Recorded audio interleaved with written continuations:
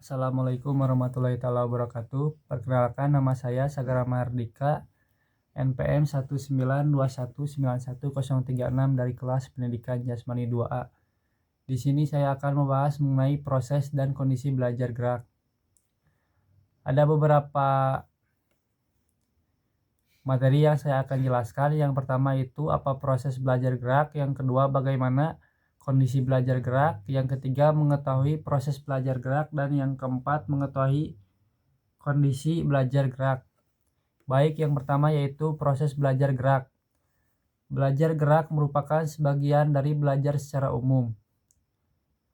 Dari belajar gerak, kita mempunyai tujuan tertentu. Tujuannya adalah untuk menguasai berbagai keterampilan gerak dan mengembangkannya agar keterampilan gerak yang dikuasai bisa dilakukan untuk menyelesaikan tugas-tugasnya.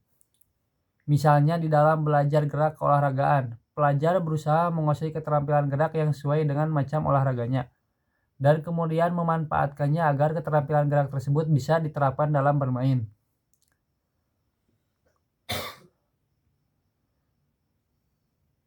Proses belajar gerak pada hakikatnya berbeda dengan proses belajar yang lainnya. Berbeda dengan proses belajar kognitif dan proses belajar afektif. Perbedaan yang ada bersumber dari aspek-aspek yang dominan keterlibatannya.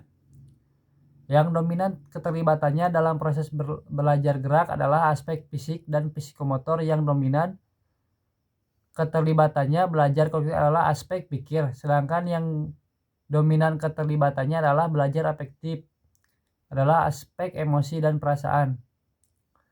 Ada 3 tipe fase belajar gerak menurut FITTS dan Posner atau POSNER. Yang pertama yaitu fase kognitif. Fase kognitif merupakan tahap awal dalam belajar gerak keterampilannya. Yang kedua yaitu fase asosiatif. Fase asosiatif merupakan fase kedua dalam belajar gerak keterampilan. Dan yang ketiga yaitu fase otonom, merupakan fase akhir dalam pembelajaran keterampilan gerak. Baik, yang kedua yaitu kondisi belajar gerak. Kondisi belajar gerak adalah suatu keadaan yang diperlukan agar proses belajar gerak dapat berlangsung ke arah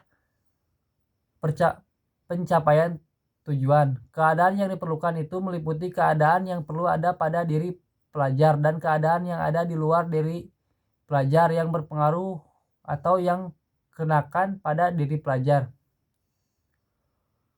Dalam kondisi belajar gerak, kondisi internal, kondisi eksternal yang masing-masing meliputi beberapa kondisi. Yang pertama yaitu kondisi internal.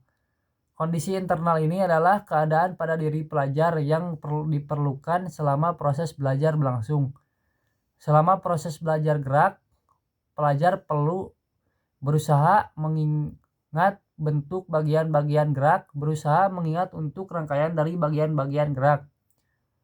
Yang kedua yaitu kondisi eksternal. Kondisi eksternal dalam belajar gerak adalah keadaan luar diri pelajar yang mempengaruhi proses belajarnya. Kondisi interna yang utama dalam belajar gerak adalah berbentuk stimulus yang diberikan oleh guru atau pelatih.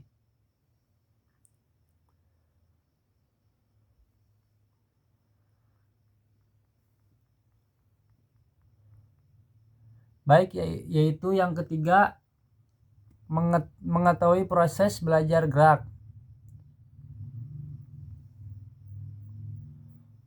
Penjelasan mengenai gerakan atau disebut juga sajian instruksi verbal perlu diperhatikan oleh guru secara singkat dan jelas dengan menggunakan kata-kata yang sederhana agar mudah dimengerti.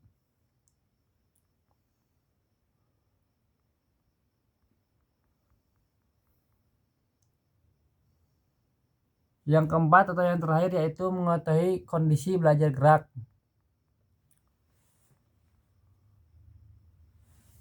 Pemberian contoh gerak merupakan rangkaian dari pemberian penjelasan gerakan, pemberian contoh gerakan atau memberikan gambaran yang nyata dan jelas mengenai apa dengan bagaimana gerakan seharusnya dilakukan.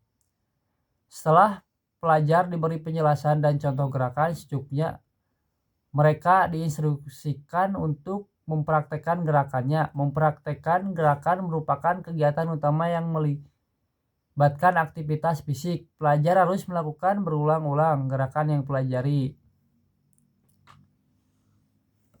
Demikian yang dapat saya jelaskan. Mohon maaf bila ada kesalahan. Wabillahi taufiq wal hidayah. Wassalamualaikum warahmatullahi wabarakatuh.